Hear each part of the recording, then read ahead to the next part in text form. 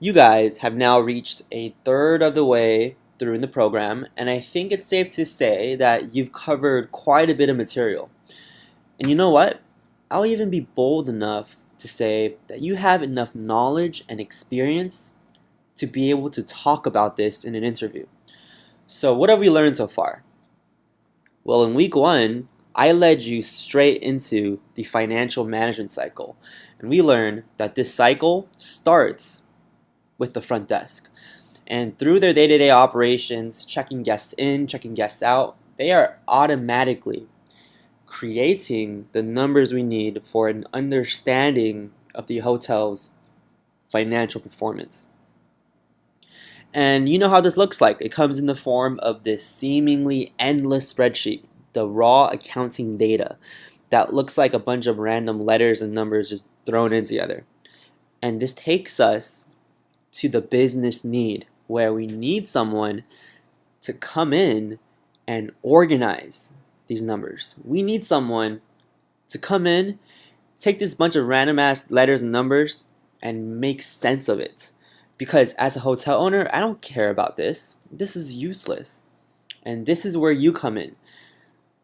You're able to fulfill this business need by using Excel, specifically the sum ifs formula, to create journal entries and turn this into something I care about. Turn this into useful accounting information. So step 3 and 4 get to the benefit of your work, the impact, the reason why we need someone like you to do this for us. It's because the useful accounting information that you provide for me will help me, as the business owner, have an understanding of my financial performance.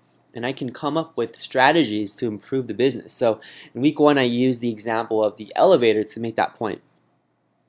Now I want to show you something because this is going to click for a lot of you. So you remember that Excel sheet that I have you use to create the journal entries? This Excel sheet is actually part of an accounting software that I use. It's called QuickBooks, and it's one that's used for a lot of small businesses. And I want to show you how important these journal entries are. Give you a better, visualization.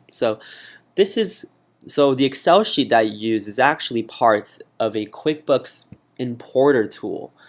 And this importer tool allows me to take that Excel file of the journal entries you created and take it into QuickBooks and put it into QuickBooks.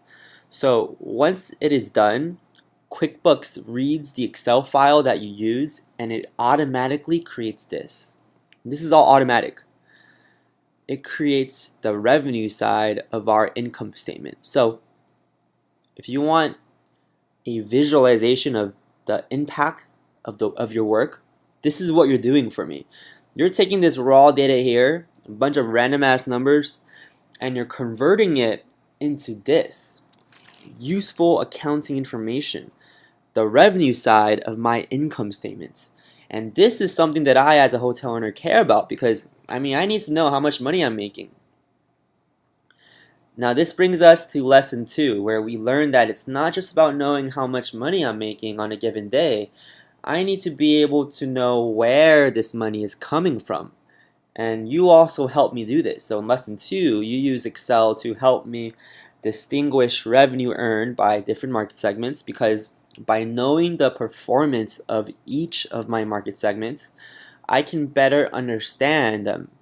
And this understanding will allow me to come up with price strategies to maximize revenue. So this is a summary of the material that you've covered so far, and I want to take the opportunity here to remind you of the purpose.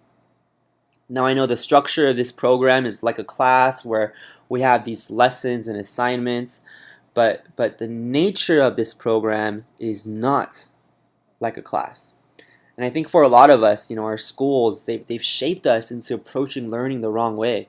So back in college, I was studying for this accounting final, and I realized that my professor was using this test bank. It was from a company, probably McGraw-Hill, because everything's from freaking McGraw-Hill, and all of the questions and answers were online. and I found that test bank. But the problem was that this test bank consisted of 2,000 questions. My professor would only use 30 of them. So what did I do? Well, obviously, I did what any other college student would do. I memorized each and every single question and answer. So I got the A, but to this day, I have no freaking clue what that class was about.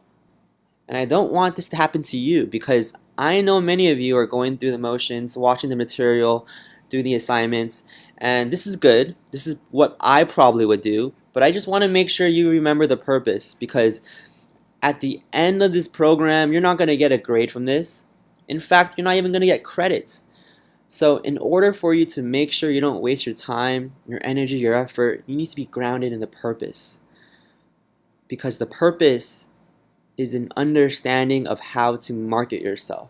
Specifically, how to market yourself by selling your experiences and what you learned from this program. And the only way for you to successfully do this is actually retain and actually understand what the hell I'm talking about and the material that I'm teaching. And it comes down to understanding the business need and understanding how you are involved in fulfilling this business need. So in the next video, I'm going to go into detail about what you can do to not only better retain this information, but also sell yourself and market yourself. So stay tuned.